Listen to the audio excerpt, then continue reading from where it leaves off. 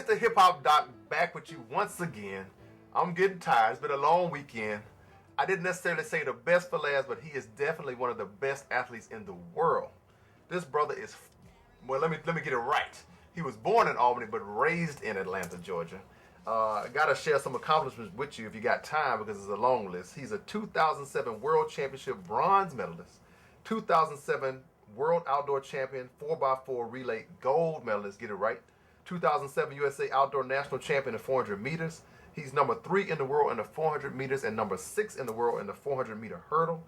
2000 Olympic gold medalist in the 400 meters hurdle and a 2000 Olympic gold medalist in the 4x4 relay. He graduated young people from Morris Brown College, none other than the Angelo Taylor. Angelo, what's going on? What's happening?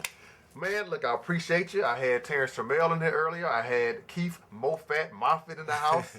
Now I got Angelo. I've been blessed, brother. I mean, it's been a great weekend. I'm going to jump right into this interview because today I'm discussing exercise, health benefits, nutrition with my public. Share with the people why nutrition and exercise have been so important for your success. Exercise and nutrition has been very important for my success. As a Olympic athlete, you have to take care of your body. Right.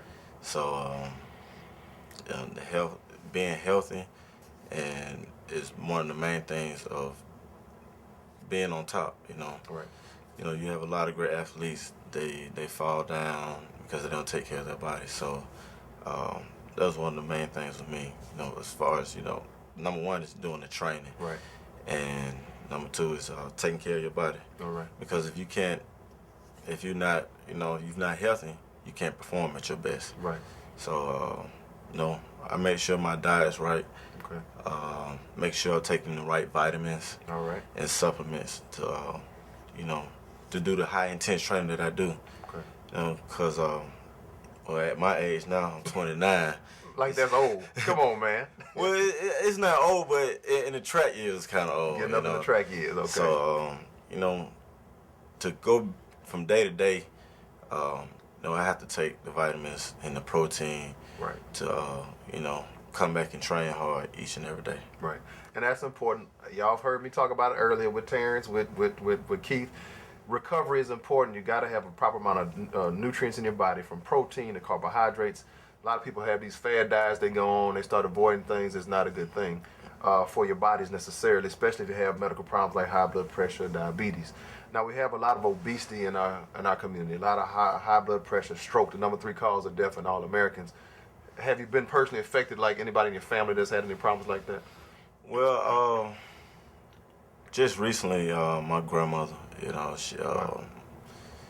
she last summer she had she was dealing with some heart problems. Okay. And it just really hit home. Yeah. And it raised some awareness in our family. Right. About eating properly. I know as an athlete, I've always eating properly and make sure my diet is like I maintain a good diet. Right. Right. And a lot of my family members, they come to me and ask me about how can I lose this weight, or what can I do to lose weight. And I try, and they, as you said earlier about the fast diets, I try to tell them a diet is just not a quick thing, something you do in a week or two. That's right. It's an everyday thing. That's right. It's what you eat and what you put in your body on a daily basis. So,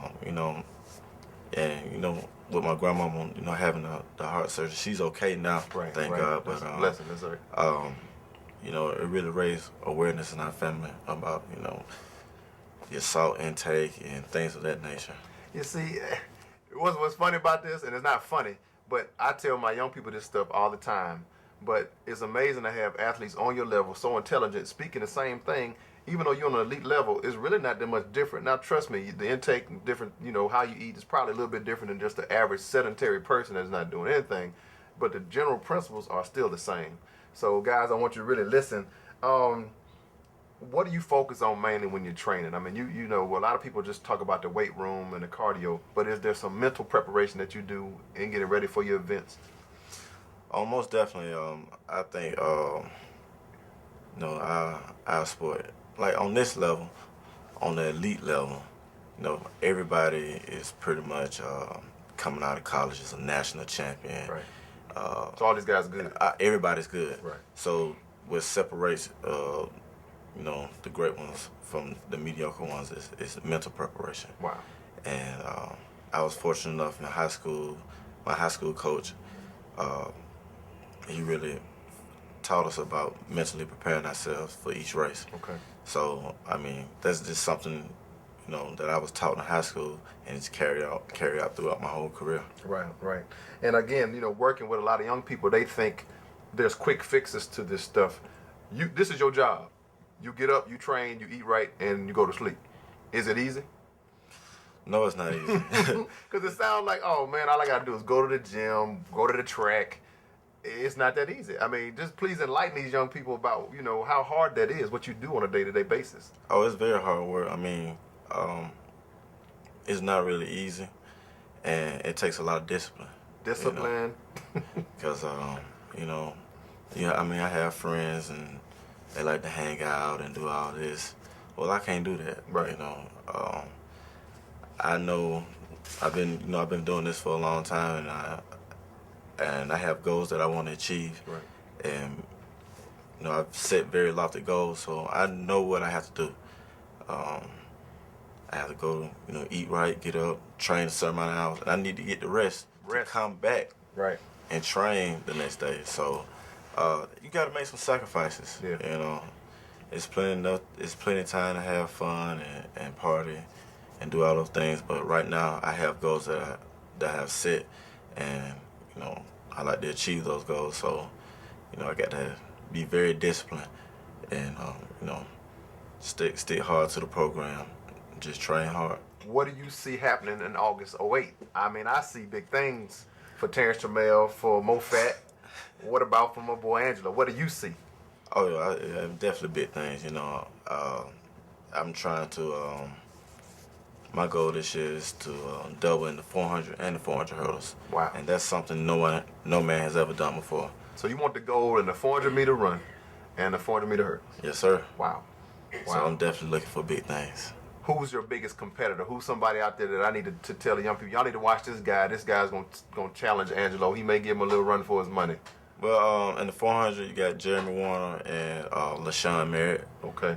And in the 400 hurdles, you got Karan Clement and Brashawn Jackson. Those are the main guys. Two big guns. Yeah. Yeah, we watching, but you know who I got my money on? I'm rolling with my boy Angelo. That's right. Angelo, we're going to jump outside the box a little bit. And I like to do this with my guys. I like to catch y'all off guard since y'all so well trained and prepared. I can't outrun you, but I can trip you up on a question. Okay.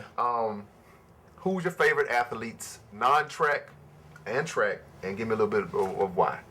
Okay. I say my favorite athlete, non-track, is Kobe Bryant. Ooh, good call. Oh yeah. Yeah. I like Kobe Bryant. He's a tremendous competitor. Right. And you can tell he wants to win, and you can tell that he puts in a lot of work. He works hard on both ends of the court, offensively and defensively. That's it. So he's a well-spoken athlete, and he has a tremendous game. So that's my. And I gotta admit, I love him. A lot of people, the haters on Kobe. Yeah. But I met Kobe Bryant in Las Vegas. A nice brother, cool brother. But what I respect most about this guy is his knowledge of the game. So he doesn't play. You talk to some of these young people about their sport, they can't tell you who founded the sport, what was the first African American to play the sport. This cat knows the game, speaks about 500 languages. Mm-hmm. Just a very intelligent brother. So all right, I didn't trip.